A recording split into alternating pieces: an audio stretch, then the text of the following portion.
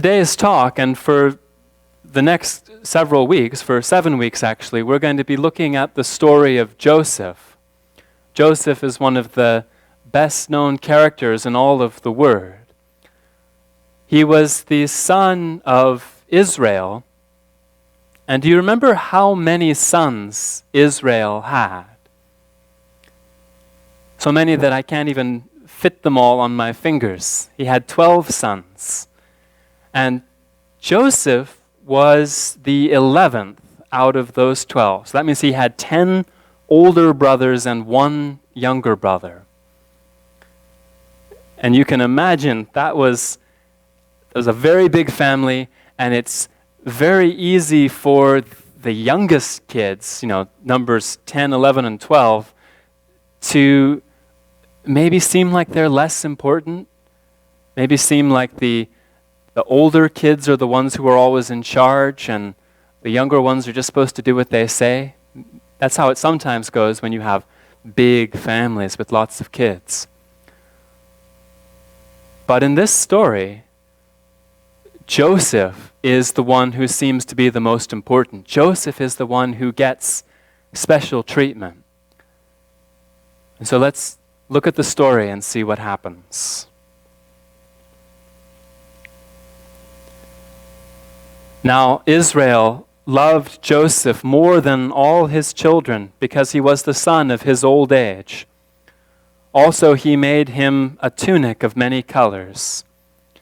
But when his brothers saw that his father loved him more than all his brothers, they hated him and could not speak peaceably to him. Now Joseph had a dream, and he told it to his brothers, and they hated him even more. So he said to them, "Please hear this dream which I have dreamed. There we were binding sheaves in the field, and behold, my sheaf arose and stood upright. And indeed, your sheaves stood all around and bowed down to my sheaf." And his brothers said to him, "Shall you indeed reign over us? Or shall you indeed have dominion over us?"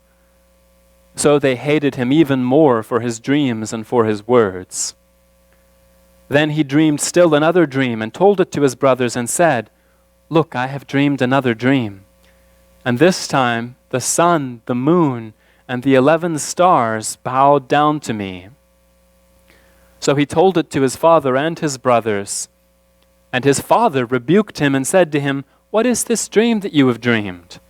Shall your mother and I and your brothers indeed come to bow down to the earth before you?" And his brothers envied him, but his father kept the matter in mind.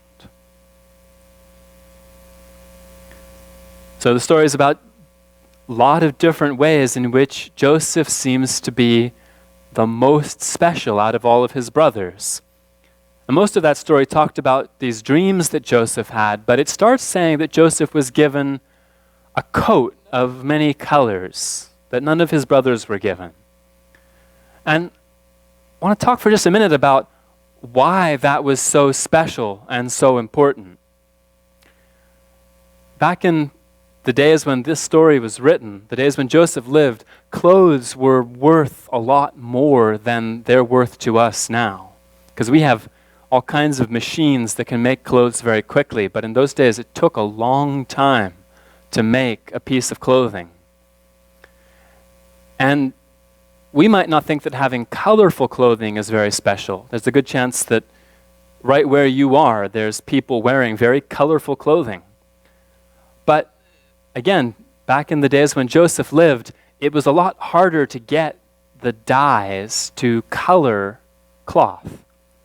And so a lot of people probably just had cloth that wasn't dyed. They had cloth that was just the color of the plant or the animal that it came from. That would mean there was a lot of gray or brown or maybe whitish clothing. So just to help us get an idea, maybe most of the clothes that people had back then would have been kind of this color. Just a sort of brownish color. And maybe if you were a little luckier, a little wealthier, you would have dyed clothing. You would have clothing that was colorful. And this might not look so special to us, but probably back in those days, if you had a colorful piece of clothing like this, that was really valuable, worth a lot of money. But Joseph didn't just have a colorful piece of clothing. He had a piece of clothing that was made with many colors, a coat of many colors, or tunic of many colors, it said. We don't know exactly what it looked like, but this is just a piece of clothing that's made out of many colors.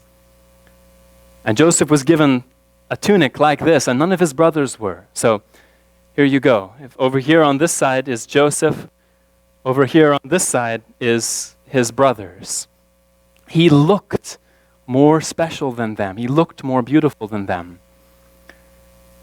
And you can imagine, you probably understand why Joseph's brothers were upset about that, because here he was, their little brother, who had got this special gift that they hadn't got. And that's not so great, right? When one kid in the family gets a gift that nobody else gets, you can understand why they didn't like that. And then Joseph had these dreams, and he said that he and all his brothers were out in the field binding up sheaves. And odds are you've never bound up sheaves. So I'll show you a picture so you can see what that means. These are sheaves, each of these bundles here in this picture. And the reason people would do this is that when they would cut down grain, when it was time to harvest it, it would have been very hard to gather up each piece of grain, each straw, all by itself. So they tie it up into bundles to make it easier to gather and easier to move around. And then sometimes they would leave these sheaves out in the field to dry. So this was a very normal thing for people to gather up sheaves. But in Joseph's dream, he said, we each had a sheaf, and then my sheaf stood up, and all of your sheaves bowed down to mine. And Joseph's brothers, they were pretty sure they knew what that dream meant, because they said to him, yeah, right, are we going to bow down to you? Are you going to be king over us? They were pretty sure that that dream just meant that Joseph was going to be so special and so important that they were going to bow down to him. And Joseph's next dream was sort of the same. He said that 11 stars and the sun and the moon all came and bowed down to him. And Joseph's family seems to have figured out, well, there's 11 stars in this dream. Joseph has 11 brothers, so the stars are kind of like his brothers. And then the sun and the moon are like Joseph's father and mother. So is his whole family going to bow down to him? And they didn't like that either. Even Joseph's father didn't like that. He said, am I going to bow down to you? Because that didn't seem right. That's not how it worked, that the whole family would bow down to one of the youngest brothers. There's all kinds of different things in this story that show that Joseph was special. And there's a very good reason for that. And the reason is that Joseph represents the Lord, or he represents teachings about the Lord. He stands for all of the things that we know about the Lord. And those things that we know about the Lord are beautiful. They're bright, like Joseph's coat of many colors. They're more special and more important than all the other things we know. And all the other things we know, that's like all of Joseph's brothers. And Joseph's brothers didn't like bowing down to him, just like we sometimes don't like treating the Lord like he is important. We don't like having to say that what the Lord teaches matters more than all the other things we know. That what the Lord teaches is in charge, and that all of our other ideas, all of the bright notions we come up with, or all of the things we want, all of that has to bow down to what the Lord teaches. That's what Joseph's coat of many colors represents, and that's what his dreams represent, that Joseph is special because he stands for teachings about the Lord.